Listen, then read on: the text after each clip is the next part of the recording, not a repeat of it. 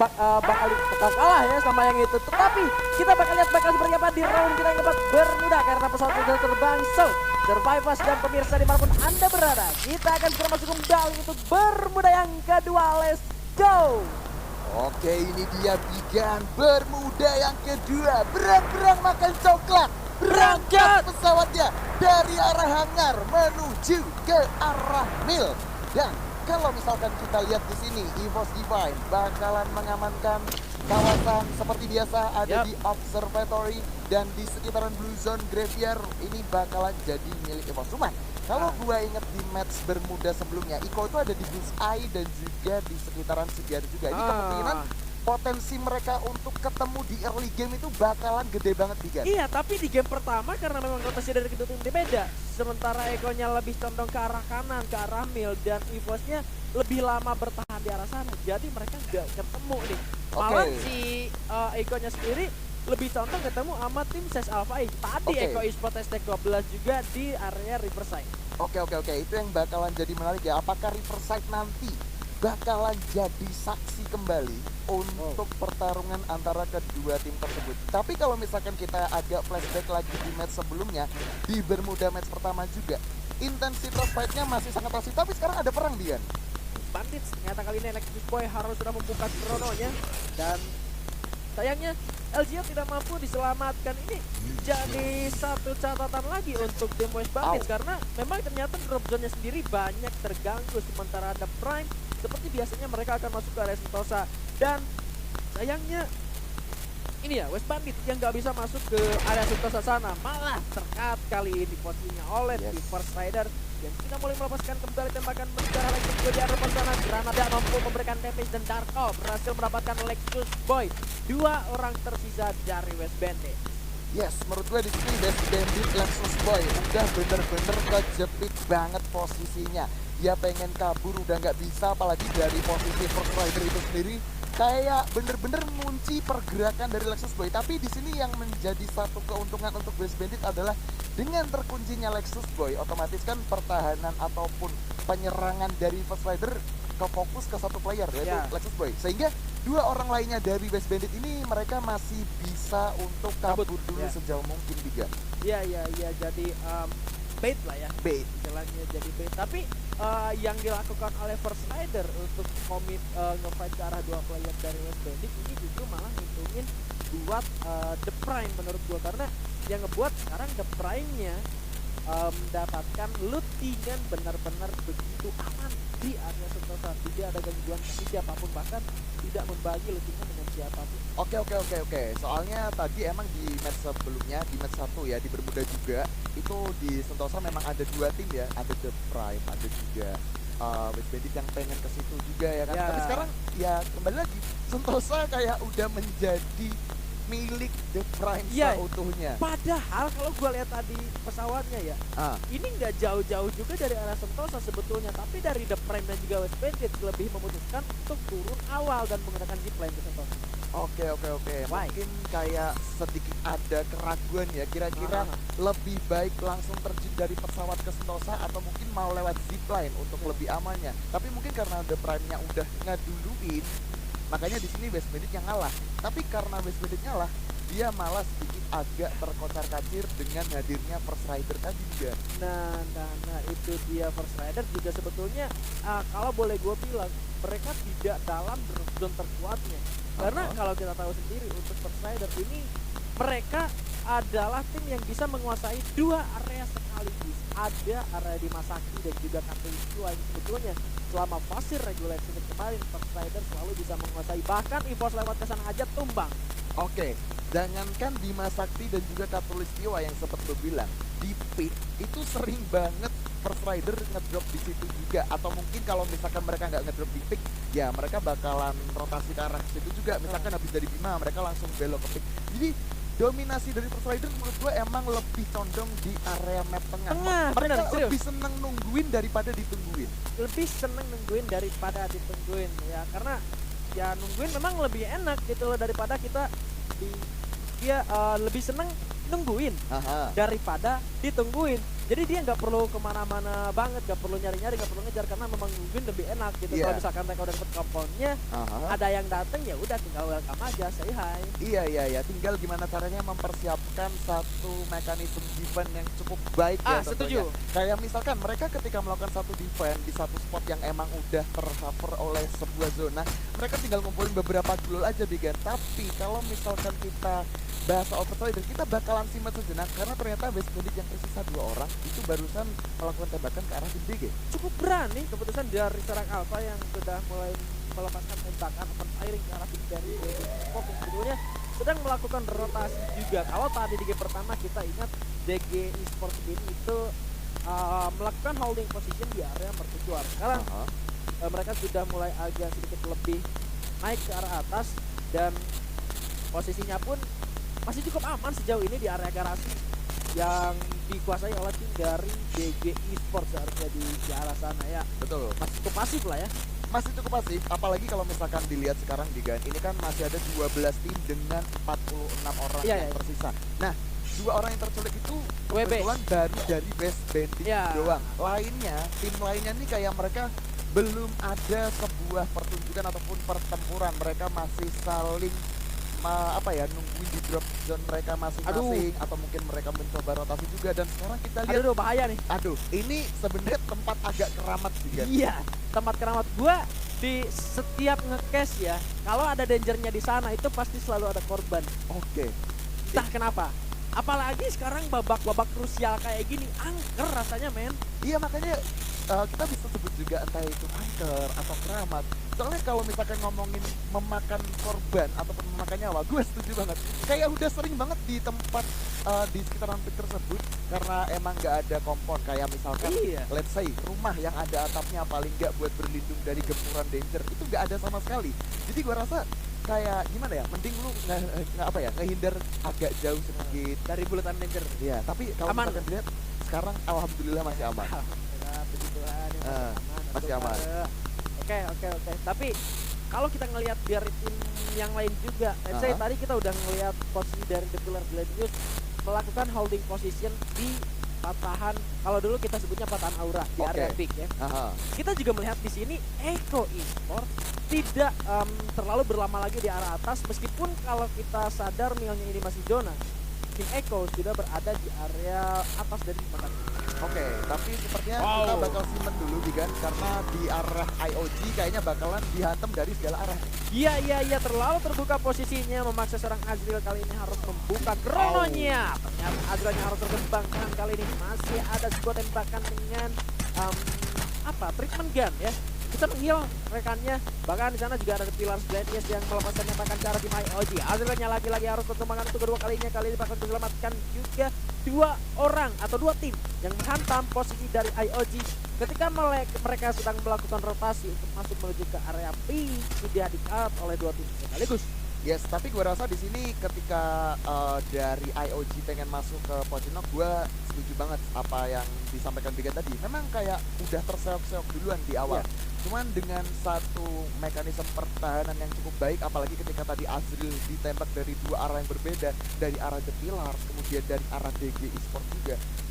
Dari rekan tim IOG ini mereka langsung melakukan satu Backup. atau beberapa cover dengan cukup tepat dan cerdik. Krono langsung dibuka semua untuk mengamankan Azril.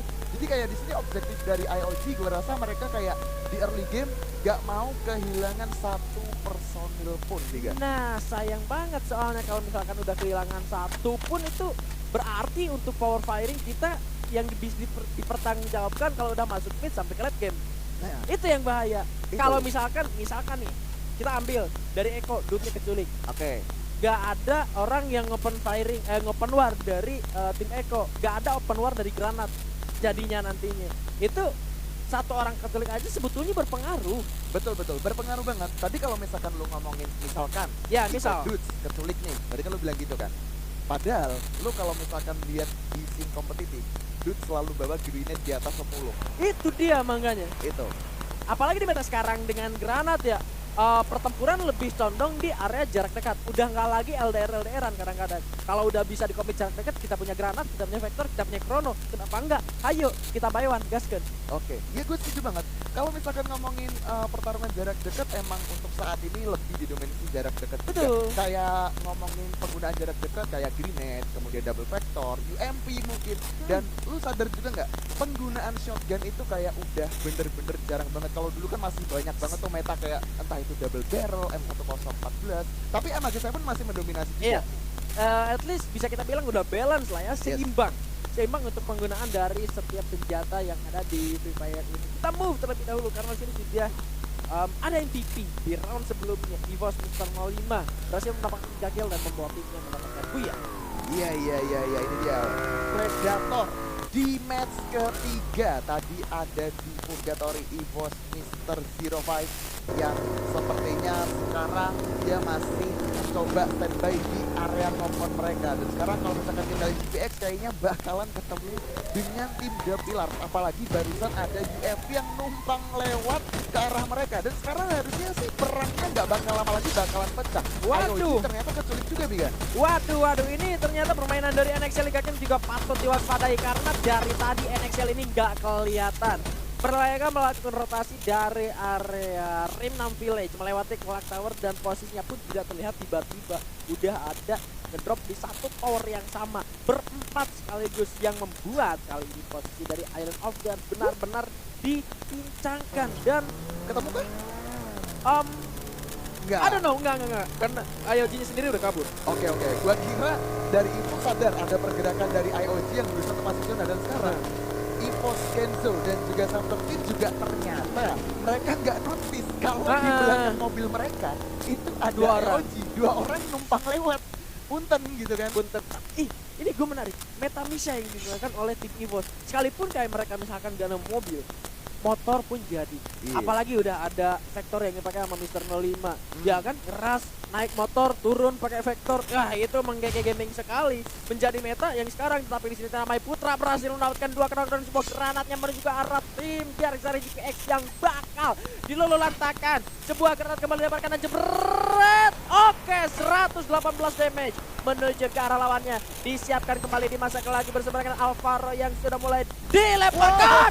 Dua orang tumbang kali ini dari Saris PX, bahkan sudah ada yang terending. Mai Putranya sudah mulai masuk juga bertahan dari lawannya bersama dengan satu orang rekannya kali ini. Wingsnya sulit dibalik sebuah gluol kali yang bakal dihancurkan. Masih bisa selamatkan Putra, hamnya malah dibayar begitu mahal. Devitonya juga terkena crown. Kali ini masih 3 lawan 2 dan bakal coba terus dikerus habis-habisan. 2 orang terculik, tetapi kali ini Justin berhasil mendapatkan dirinya sendiri dengan sebuah granatnya. Malah harusnya tereliminasi kalau misalkan dikomit oleh tim dari The Pillars Gladius. Tapi pergerakan dari The Pillars Gladius sepertinya gua melihat sedikit keraguan-raguan di diri mereka. Ternyata di arah sana NXL Liga Game harus tumbang di posisi ke-12.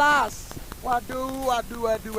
NXL Liga Game pulang di posisi ke-12 dan juga tadi West Bandit kalau nggak salah dia juga pulang di posisi ke-11. Kalau misalkan kita lihat pertarungan antara The Pillars dan juga GPX ya, itu posisi GPX bener-bener susah banget dan sekarang malah ketahuan sama EVOS, Bigan. Iya, Street yang sudah mulai melepaskan tembakan ke arah lawannya, apalagi Streetnya udah pakai Moko. Kelihatan juga seharusnya posisi open dari Siren ya sudah mulai coba dipantau oleh Mr. 05 dengan sebuah gol juga dibuka. Sepertinya bakal dilemparkan juga granat seharusnya dari Mr. 05 kali ini. Coba dilemparkan, masak jebret. Wow. Satu granat, satu bat rata. Waduh, jujur aja ini posisi yang bener-bener gak enak banget buat Siren. Di atas mereka ada tim The Pillars, di bawah mereka ada EVOS. Dan sekarang kalau misalkan kita lihat circle ketiga, bener-bener udah terjadi penumpukan. Dan sekarang Persider bakalan perang lagi. Eko lagi-lagi Dudes dengan granatnya berhasil bahkan mendapatkan 2 knockdown. Persider yang diuji pertahanannya menyisakan Soja yang juga ternyata rata-tata. Eko Esport dengan open war granatnya berhasil menemukan 1 squad, tapi kali ini ternyata masih berlanjut karena ada Central Flying yang juga bakal menguji pertahanan dari tim Eko Esport setelah mereka berhasil menumbangkan satu tim tanpa terculik satupun. Not yang terancam, granat lagi-lagi Dudes. Ternyata dia Renzurana Abak yang berhasil mengending seorang Jixia. cukup bersabar kali pertahanan dari tim Eko Esport yang bakal diobrak-abrik tentunya oleh Sis Alpha Inc yang sudah mulai masuk. Di arah lini ternyata Jojo malah mendapatkan satu player dari tim Onyx Olympus. EV-nya bakal coba dihancurkan tapi Olympusnya ternyata sudah tumbangkan di posisi ke-8 ternyata di sini Bung Arman. Yes, kalau misalkan kita lihat posisi dari Sus ini mereka nggak mau ngeras duluan karena mereka sadar satu orang Jojo yang ada di posisi belakang mereka Jojo ini pengen nge-secure belakang dulu dan arah belakang ternyata masih ada Onyx Olympus. Nah ini beda cerita ketika Onyx sudah diratakan Jojo udah mulai mendekat ini kemungkinan terbesar Iko bakalan coba di kontes pertahanannya oleh Sus Alpha Inc. Dan sekarang kalau lihat habis First Rider yang menjadi musuh dari Iko sekarang terbitlah Sus Alpha Inc. Cuman mereka bakalan nunggu dulu zonanya sampai bener-bener menyusut dan sekarang dari The Prime bakalan ketemu dengan The Pillar. Yes, 2 TP kali ini tapi Mr. 05 yang berhasil mendapatkan Night Putra dengan sebuah granat yang tadi harus mendarat di hadapan seorang Night Putra bakal jadi sulit untuk Pilar Gladius kali ini tentunya. Tapi Evo sudah mulai mengamuk, udah dapat 8 poin eliminasi yang bakal menjadi pertahanannya juga kali ini. Juga ada The Prime Esport yang bakal menguji tim dari EVOS Divine yang lebih untuk sedikit lebih narik mundur kembali karena memang mereka punya objektif yang lebih bijak dan lebih aman harusnya untuk masuk ke dalam zona selanjutnya. Sementara tim dari The Prime Esport agak sedikit tertahan di arah samping sebelah kiri ada Pilar, sebelah kanan juga sudah ada DG Esport yang sudah mulai tergigit zona. Bahkan Ikam pun sudah kelihatan yang kali ini sudah mulai open firing menuju ke arah Ikam. Tetapi dari RR9 juga dengan senjata MP5-nya masih cukup sulit untuk men-takedown satu player dari tim DG Esport. Lord ternyata dapat kawasan yang jauh dengan snipernya yang begitu mematikan. Bahkan ternyata di sana langsung terending. Coba dihancurkan keluar dari depan sana. IOG-nya kubang di posisi ke-7. Sayang, 1000 sayang. Pung, jika dikembangkan ternyata Straight juga berhasil mendapatkan killnya kali ini. Dotnya berhasil memakan ikan dan langsung dipulangkan secara lobby. Jananya agak sedikit dibentak, tetapi Nathan juga ditumpahkan kali ini bakal diuji. Chas Alpha Inc, EVOS Divine meleset sedikit keluarnya dari pasang oleh seorang Jojo kali ini mundur juga pertahanan dari tim Eko Esport. EVOS-nya begitu komit untuk masuk ke pertahanan dari tim Chas Alpha Inc. Kemana di sana ternyata ada 2 tim juga. Jojo berhasil dapat oleh Mr. 05 kali ini langsung dikenak down. Bakal coba di-end dulu. Gak nge-end gak ada pelontar yang dikeker menuju ke arah dalam tapi masih belum berhasil mendapatkan korban. Barra berhasil mendapatkan dot kali ini yang bakal ending 2 orang dan ternyata TP-nya Gladiusnya rata tapi masih ada ses yang harus dipulang makan ke dalam lobby. Mr. 05 wow granatnya kembali meratakan satu squad dan EVOS kali ini mendapatkan 15 kill. Flashback FF5M season lalu zona seperti ini EVOS mendapatkan buya tapi kita nggak tahu untuk di season sekarang apakah EVOS Divine berhasil dengan mendominasi zona kali ini. Coba dipelontarin. Wow berhasil untuk memberikan damage yang begitu sakit. Mr. 05 masih begitu agresif. Sudah Kenzone-nya ditembangkan 3 orang kali ini dari tim EVOS Divine. Coba dia ujian granat yang bakal diledakan. Amerta masih belum mau mengalah dengan menu ujinya. Sam-nya sudah begitu sekarang dan Amerta tersisa sendirian mendapatkan Yamsul. Sam-nya berhasil ditumbangkan solo squad. Ayo Amerta sendirian kali ini bakal melakukan ending terlebih dahulu. Sedikit lebih bersabar kembali. Oh my god, Abax yang berhasil mendapatkan EVOS Divine ternyata. Buya untuk DG Esport. Sekarang tiba saatnya kita benar-benar mengambil nasib bangsa dan tanah air di tangan kita sendiri karena DG Esport benar-benar mengukir sebuah catatan yang penting dan menggagalkan EVOS Divine. Waduh, gila keren